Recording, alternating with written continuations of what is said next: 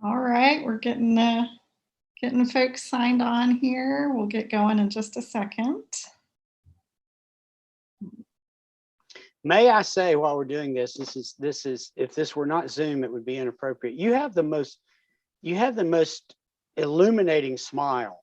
Well, that is so nice. Thank you. No, it seems natural and light and all the good stuff. Well, I appreciate it. Well, it's Getting off on a good smiley start here. there. There you go. All right. Well, it looks like we have a good number of folks signed on with us. We may have others join as we go, but we'll go ahead and get started. For those who are on, I want to welcome you to this evening's Reader Meet Writer event. We are here with Terry Roberts this evening to talk about his new book. My name is Heather Bell Adams, and I will be your guest host for the evening. I want to start us off by being sure to thank our sponsoring organizations, the Southern Independent Booksellers Alliance and the New Atlantic Booksellers Association.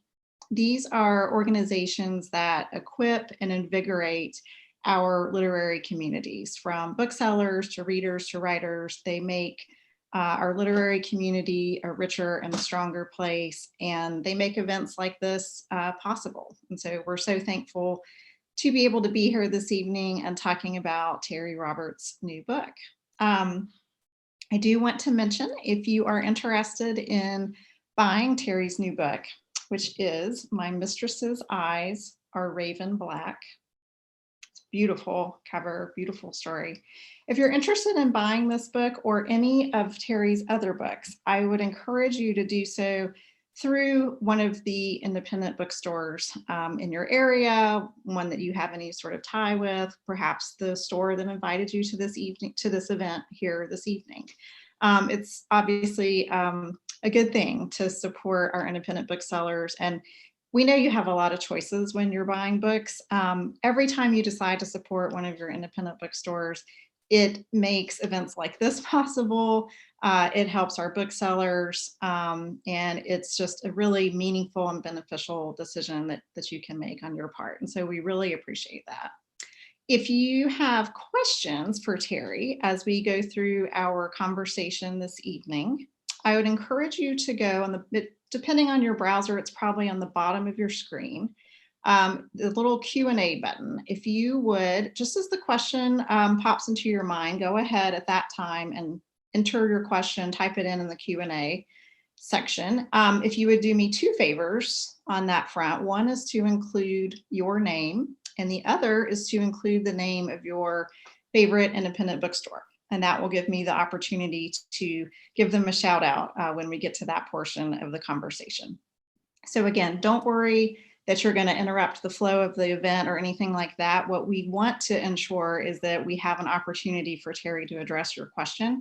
So feel free to go ahead and enter that in the Q&A, really just at any point in tonight's conversation.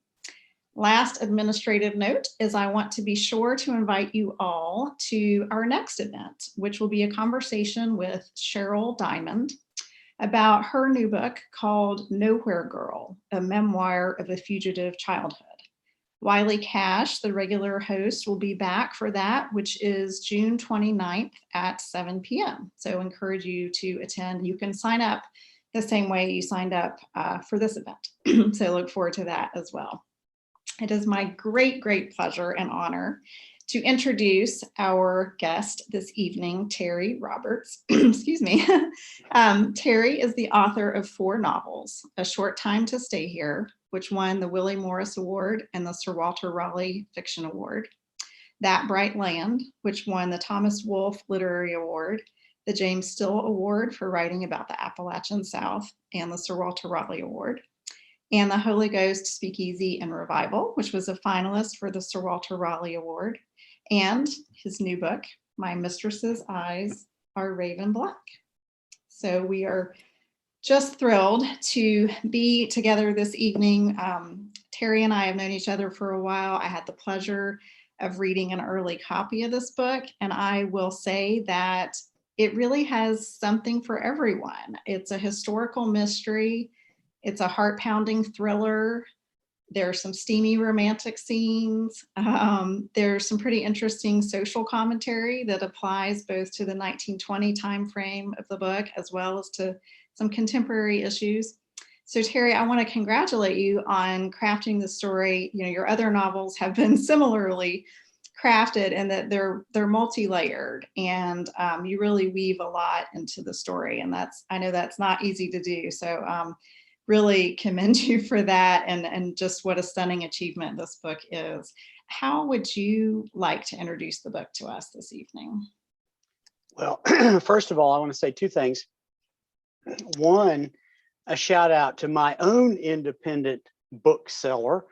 And I'll only do it once, I swear. They're not paying me to do like a series of public service announcements, but being from near Asheville, Malaprops, of course, is home, is a home away from home. So anytime I answer a question, just like you would put your bookseller in the question, I'll embed that in the answer, just assume it's there. The other thing I want to say, though, is I am thrilled to be here with Heather. Wiley is a friend.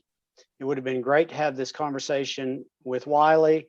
He's on vacation. Wiley, wherever you are, I hope you don't hear this. But I love some Heather Bell Adams. So this is good stuff. And just so you know, behind Heather are the covers of her two excellent novels, Maranatha Road and The Good Luck Stone. And if you haven't read them, one of the takeaways from tonight is you got to rush out. This is the international symbol for rush out and buy those suckers and read them. Here's how I'd like to introduce My Mistress Eyes Are Raven Black. It's a hard-boiled detective thriller, more to say about that in a minute, set on Ellis Island in 1920. I've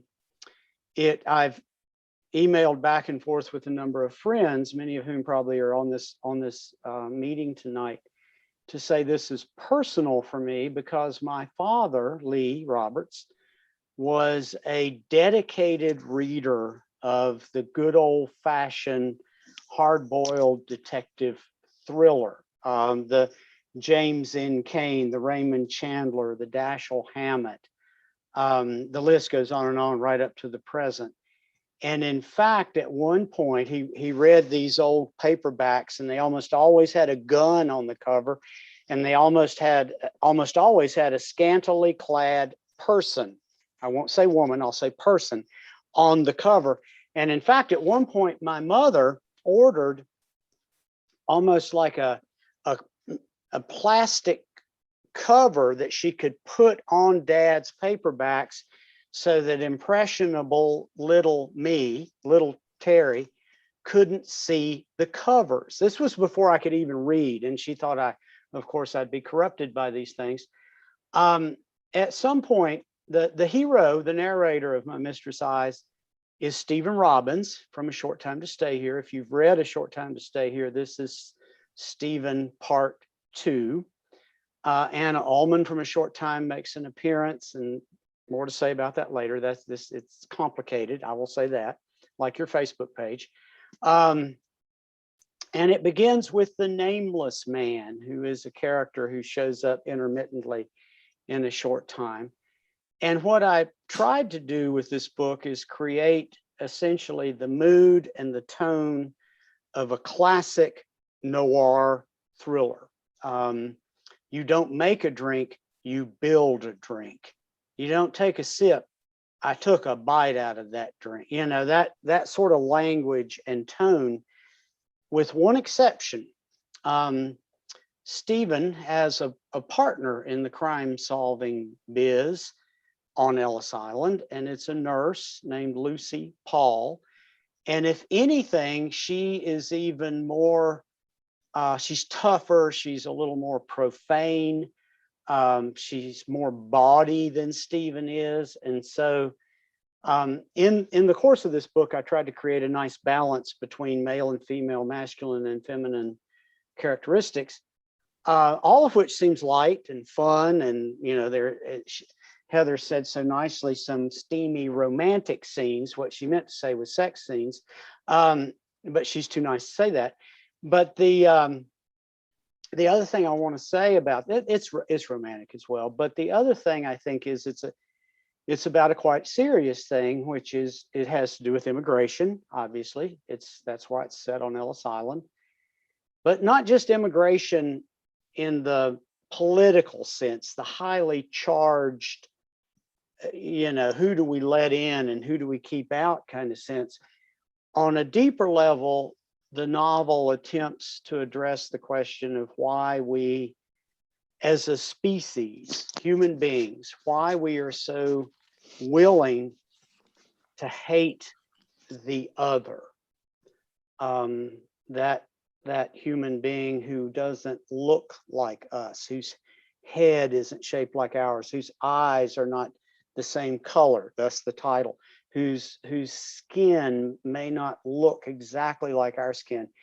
And so what is it in us that makes us so susceptible to this? And in the beginning, when I was thinking about that subject, xenophobia, this is a technical term, it seemed to me that Ellis Island was the perfect place to write about that, the perfect setting. And so I suppose that's kind of a lighthearted introduction, but also a very serious introduction.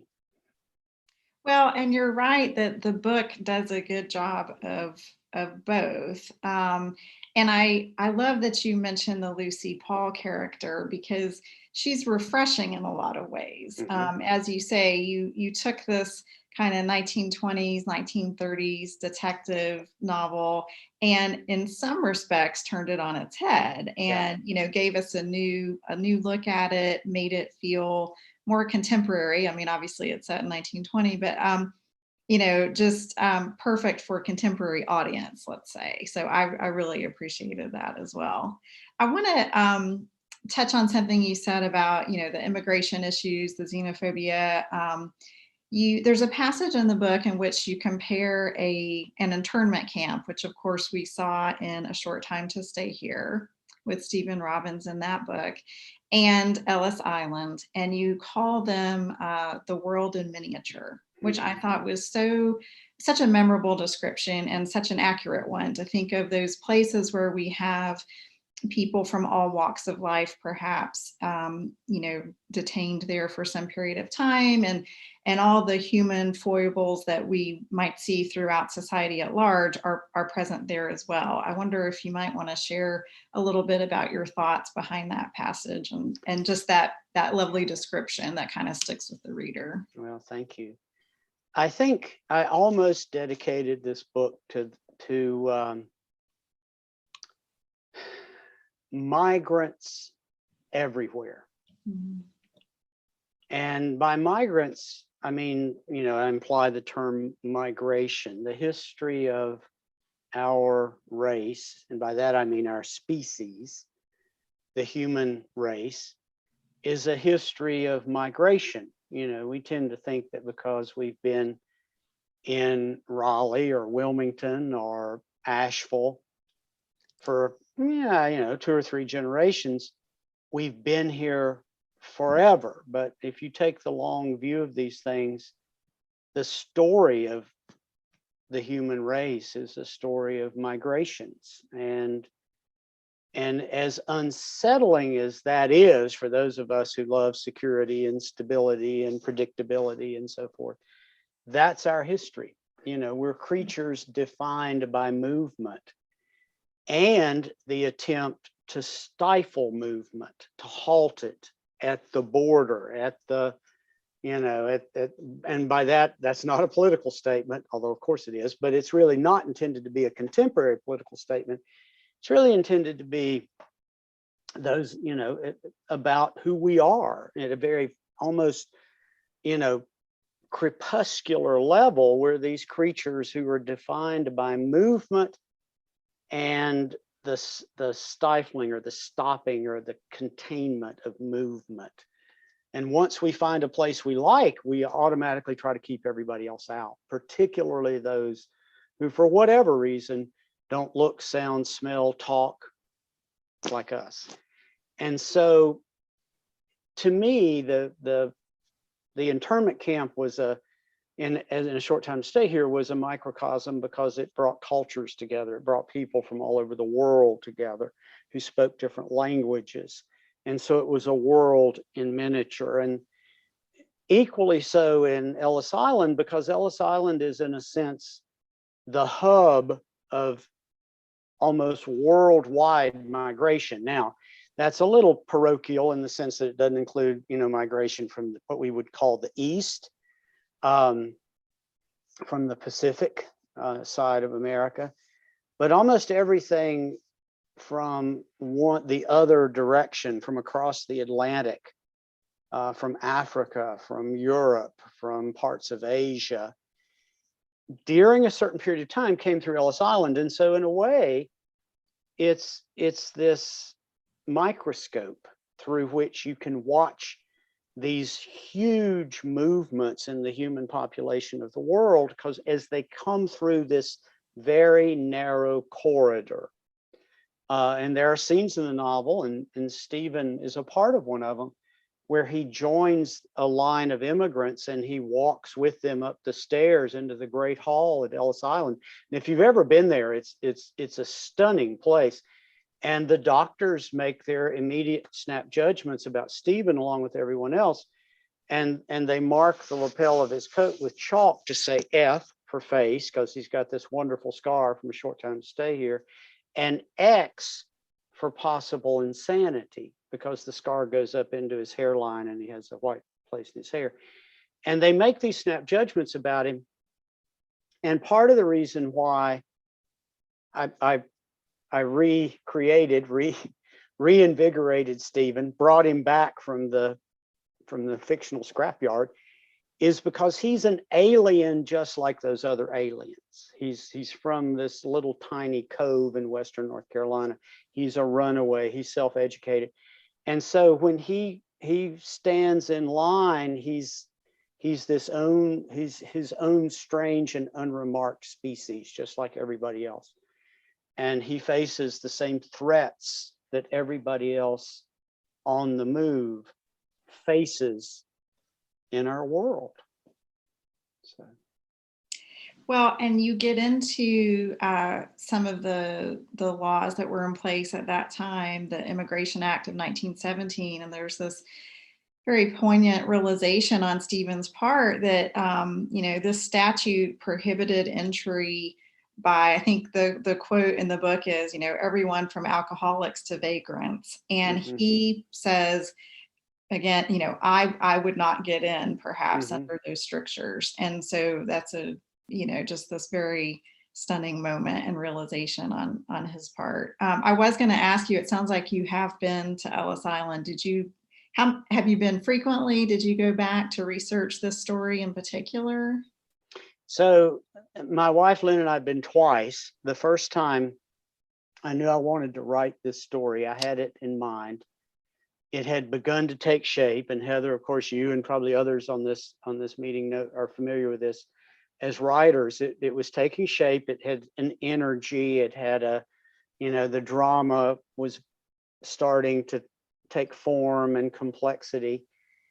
And Lynn and I had the chance to go before the pandemic, and we took the hard hat tour. Now, if you're interested in this and you've never been to Ellis Island, go. Broadway's reopening in September. I'll help you plan the trip. So you need to go to a play, you need to go to Ellis. So we went and we took the hard hat tour, and the hard hat tour takes you to what I'm calling Island 2 and Island 3 in the novel, the primary general hospital and then the isolation hospital. Those parts of the island are completely reconstructed.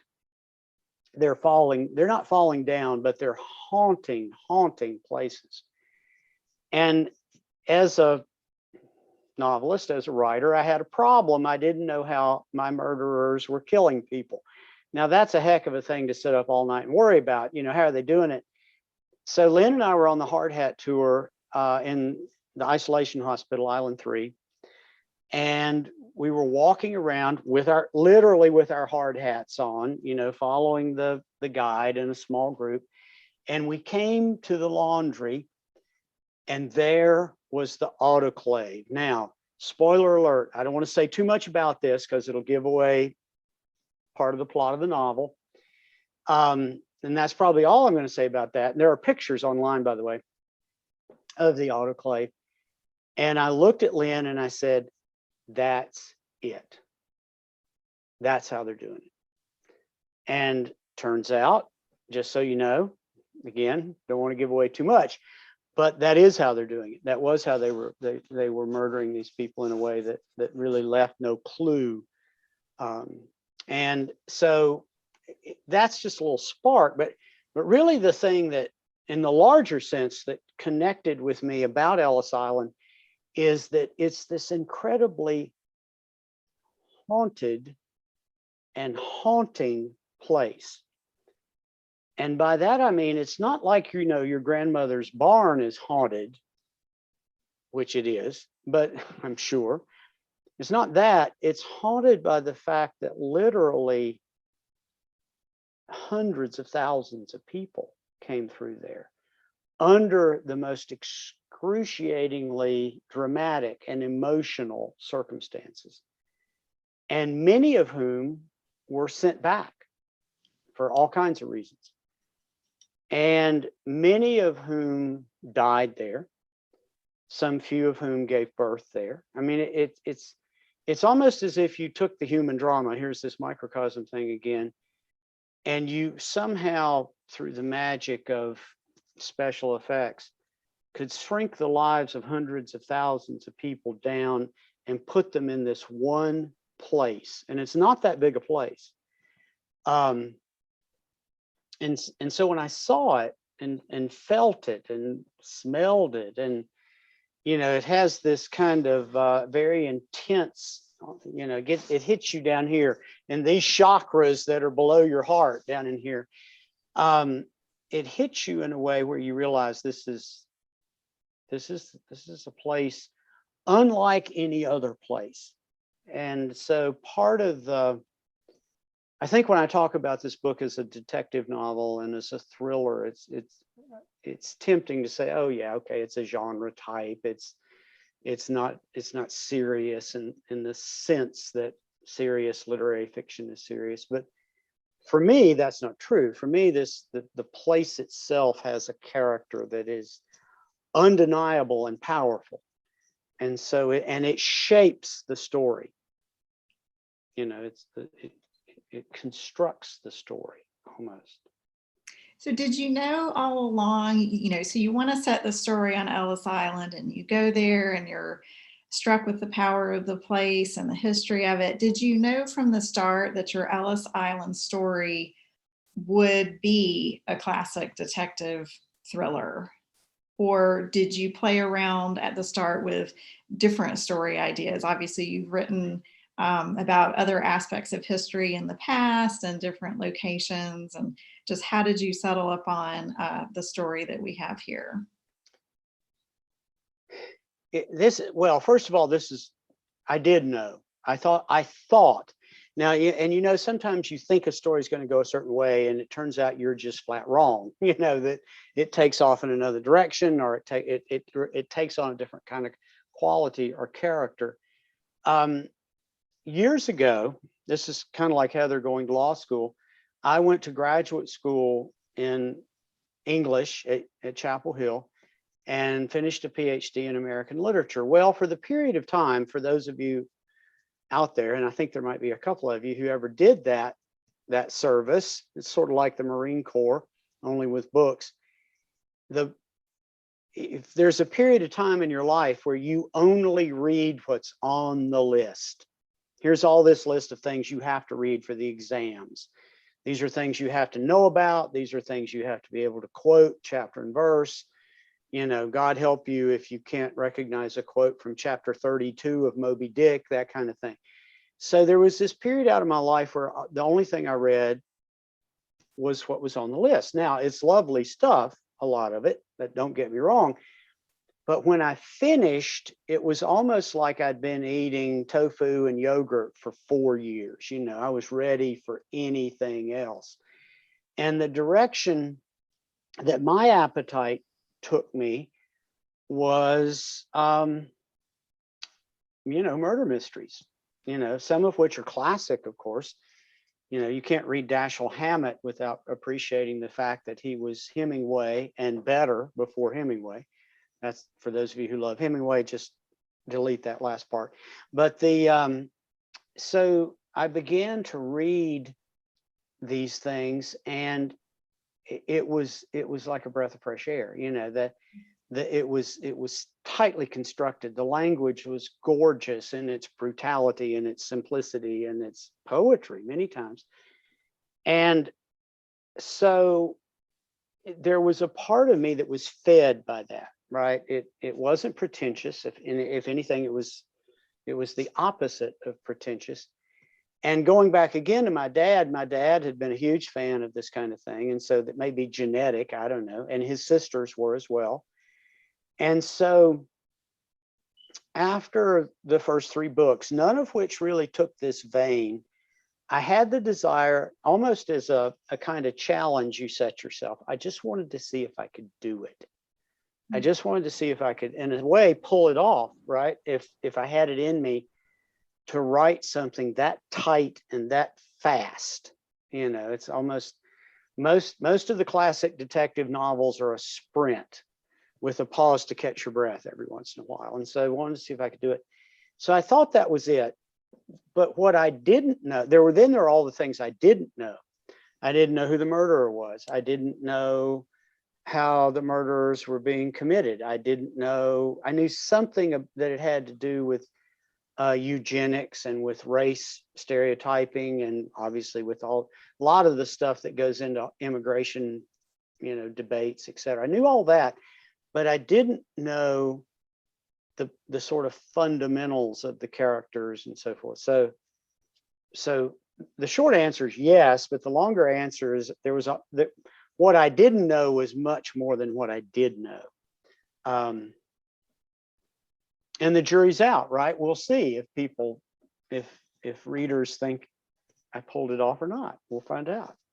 Well, I certainly think you did. And I know people are really excited to get their hands on this book. And we have some questions that are already coming in about it. And I will go to a few of those just because I want to be sure that people have the opportunity to ask you their questions, to be able to chat with you about whatever is on their mind or what they're curious about. And if you are listening and you have a question, go ahead and click on that Q&A button, and we'll hopefully get to it before our time expires.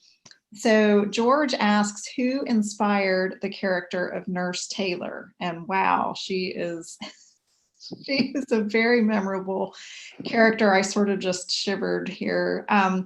And George's favorite store is Green Toad in New York. So thank you for that shout out to your favorite store, George. So what inspired Nurse Taylor? Funny you should ask, George. You remember, who was Andy Griffith's aunt? Aunt B? Yes. Physically, this is sacrilegious for those of you who loved Mayberry, who cut your teeth on Mayberry. But physically, I imagine somebody like her, Aunt B.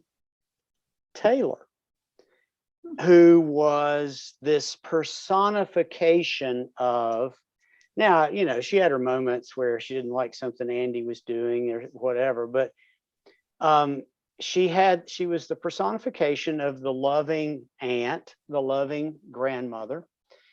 And so I wanted somehow to capture that, that there would be this figure that in the end, and again, this is where you turn off the sound if you don't like spoiler alerts, who was a monster, but a monster in Mayberry clothing, who appeared to be this personification of the Christian saintly grandmother. The other person who is behind this, there's a two-headed creature behind her, is a woman, and I think her name was actually Blanche Moore. Somebody will tell us. who was the famous murderess in North Carolina. You should know this, Heather. You know, who was killing various husbands and boyfriends with arsenic for years. And she's on death row in Central Prison, and she was eventually condemned to death for a couple of these murders. And a dear friend of mine at one point was the chief psychiatrist for the North Carolina prison system. And so he and his wife, who was also a trained psychiatrist, counseled Blanche Moore at Central Prison. This was some years ago. And he said, if you were in the room with her or in the cell with her, you were convinced it was impossible not to believe that you were with a Christian martyr, you know, someone who was the sweetest, kindest, most caring human being. And there was this little matter of, you know, if you crossed her, she poisoned you, but you know, that's sort of setting that aside. And so both of those, and really Blanche Moore was really more of the persona I had in mind, because from the first time Stephen sees her, her sweetness is almost overwhelming. And in fact, he can feel it. And at the same time, he feels welling up inside of him this need to resist it. You know, it's almost like the sweetest perfume, or the, you know, something that you're drawn to almost uncontrollably, but somehow there's this sixth sense that, you know, you have to fight it somehow. So I'm glad you love her, hate her, George. If she makes your skin crawl a little bit, that's good. That was a good question. We have a question in from Becky, who says, do you know who commits the murder when you start the novel? Does it ever change or transform as you're writing the novel? And she gives a shout out to Park Road Books in Charlotte, and specifically mentions Sally and Fraser. There you go. Park Road Books. Yay. Yes and no. I'll refer back for a moment to That Bright Land, which was the second novel I ever wrote. It's set the summer after the Civil War in Western North Carolina, when everybody, of course, is torn apart. Even if you survive the war, you suffer incredible emotional, sometimes physical damage, and so forth and so on. And that's, again, it's a murder mystery. And in that book, my wife Lynn tells this story better than I do. There was a point at which maybe a third or half the way in, you know, and she was reading chapters along the way, and she said, do you know who the murderer is? And I said, I know who it's not. And I didn't know who it was, but I knew who it.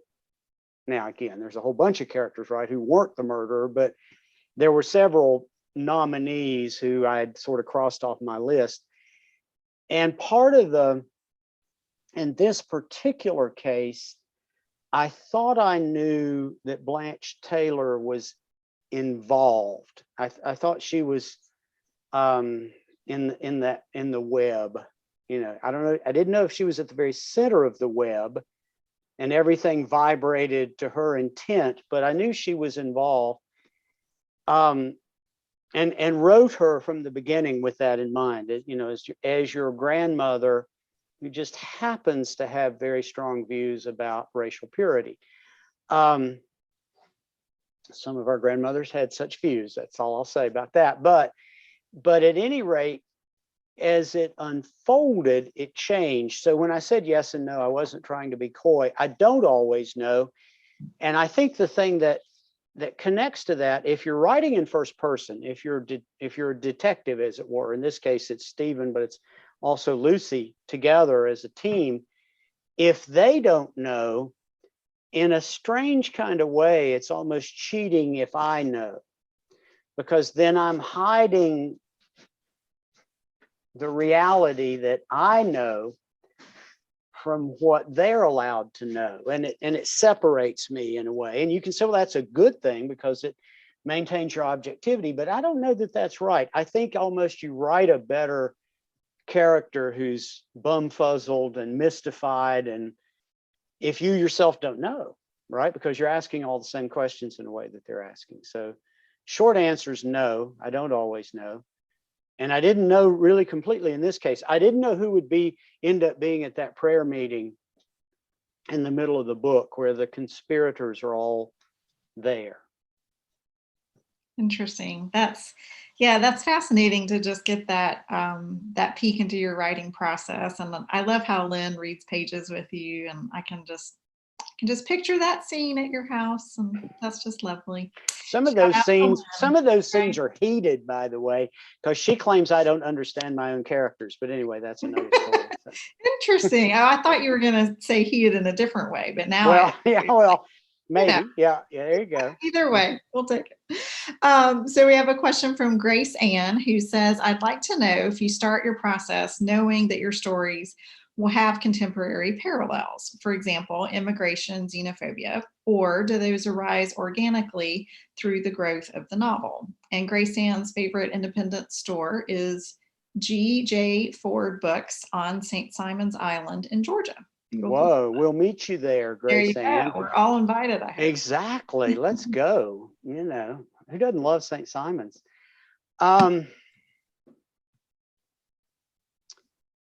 Again, the answer is yes and no. It's a little more complicated than that. I knew I wanted to write about xenophobia. I had thought about how this novel was going to take shape. And I'm going to tread lightly for a minute because I want to be as apolitical as possible. But before the 2016 election, I had come up with this scenario on Ellis Island. I thought it would be a fantastic place to set a book, you know, because it's isolated. It's a closed stage. It's almost a locked room murder mystery, except it's a locked island murder mystery. And so setting to me is always really vital and it's important. And so I knew it was on Ellis Island. I knew it was about xenophobia. But I didn't know that it was going to become so relevant to the contemporary scene. And I will talk about the just former president only because he came down the escalator at Trump Tower in New York. And when he announced he was going to run for president, he didn't say, you know, we're going to raise corn prices or we're going to fix the infrastructure or we're going to, you know, build new libraries for everybody. He said in that initial announcement, we're going to close the southern border, we're going to build a wall, and we're going to keep out brown-skinned people because they're rapists and murderers. Now, just leave your political leanings aside for a minute. I almost don't care. But all of a sudden, I had this hot potato in my hands. You know, I wanted to write about these things. And that political campaign, the presidential campaign of 2016, and then the years that followed when immigration became such a hot button issue for both parties, it all of a sudden, what I had imagined was a book about the 1920s and about eugenics and about, you know, racial, not even racial stereotyping, but racial typing. And if you read the American sociologists from the 1920s, who, by the way, inspired Hitler, you know, which is a little known historical fact that we don't like to think about, that topic was just huge. That's what I thought I was writing about. In a weird kind of way, it became contemporary, if that makes sense. I don't know if that's a good thing or a bad thing. I mean, I think it's a good thing in that the 1920s speak to us in the 2020s.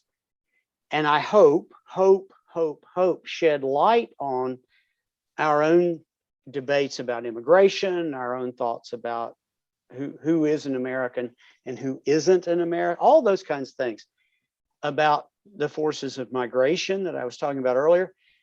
I hope we learn from the lessons of history, but I didn't set out to do that, if that makes sense. There's this eerie kind of way in which it felt like it was coming to me. Mm-hmm. And again, as I say, for better or worse. Yeah, this is not a political novel, I don't think, in that sense. I think it's a human novel, right? Mm-hmm. It's about who we are as human beings. and how we manage our own tribalism, for better or worse. And that's, yeah. So. Well, and as all the historians say, it's cyclical, right? And these issues keep popping up again. And so, really, wherever people fall on various issues, I think it's not a bad thing that we're sitting here talking about it. Oh, yeah. And that we're talking about it in the context of such a life affirming and beautiful story. So that is, I think, a great takeaway.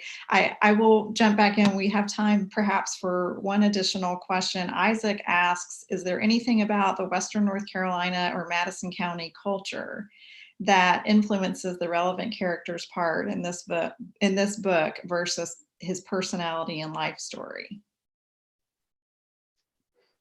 Wow, that's a complicated question. Yes. No, yes, I believe there is. I think that Stephen is irrefutably, it's tempting to say a self-made man, but again, that has a kind of, oh gosh, I don't know, how to win friends and influence people kind of feel to it. Stephen is a self-creation in a sense. If you know A Short Time to Stay Here, he ran away from home at a young age, 10 or 12. He bore in his mind the responsibility for his father's death, which in fact, of course, is not true. He was not responsible, but he blames himself in some ways. He is not an orphan, but as he's always careful to tell people, but he is a runaway. He's more or less self-educated. He's well educated in some regards. I mean, he's widely read. He's thoughtful. He's also a kind of man in search of redemption. He's a man in search of a home. John Ely once told me, actually his widow, Rosemary Harris, told me that John, who is a dear friend, had always said, all of my books are about the man or the woman's attempt to return home. And so Stephen certainly reflects that pattern. He's followed a woman he loves to New York. He's far away from home. And he is an alien in a sense when he goes to Ellis Island. It's not that he's not, quote, an American, whatever in the world that means. It's that he is himself from an alien culture, which is deep Southern Appalachian culture. He's the product of that oral tradition, Heather, that you and I like to talk about, that you also are a product of. He's a product of,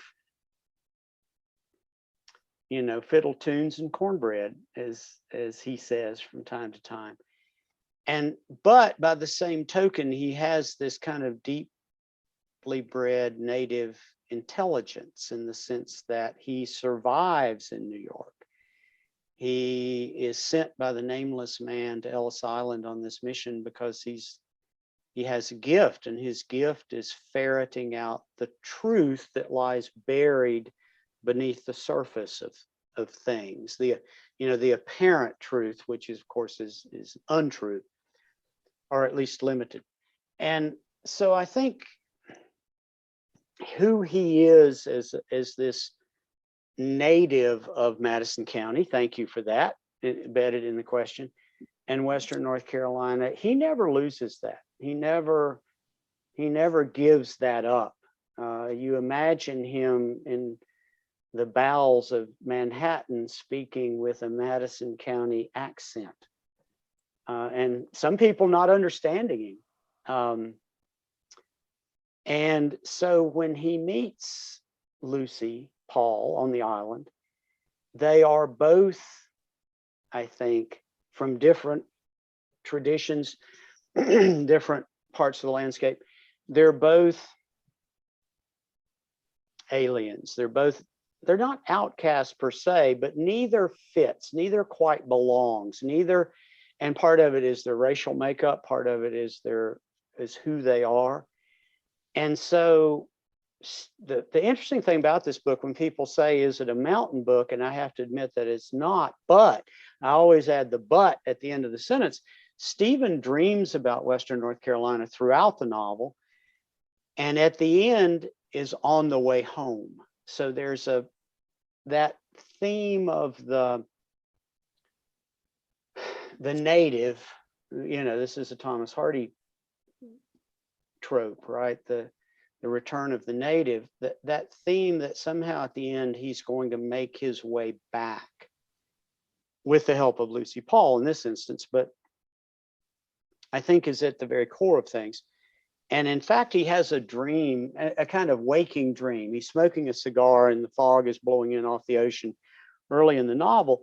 And in that dream, he imagines his father, and he imagines a conversation with his father, an unspoken conversation in which his father tells him to finish up and come home. Finish up the job of work you have in hand and come home. And that's, to me, that's important. And I think it's an important marker, because that's his intent, is to finish up and go home. And in the end, he's on the way. So, yeah. Well, yeah, that's such great insight into just what kind of character Stephen is, and it's lovely to be back with him for this novel. And it has been just such a wonderful time this evening. We're so happy that you all could be here to talk with us about Terry's new book. And again, encourage you to, if you're interested in buying the book, to support your local independent bookseller in doing that. Thank you for those who entered questions. I'm sorry if we didn't get to your question. We did kind of come up against our time here at the end. Thank you to NABA and to SEBA again for sponsoring this evening's event and making this conversation possible. And until next time, happy reading. Thanks, everybody.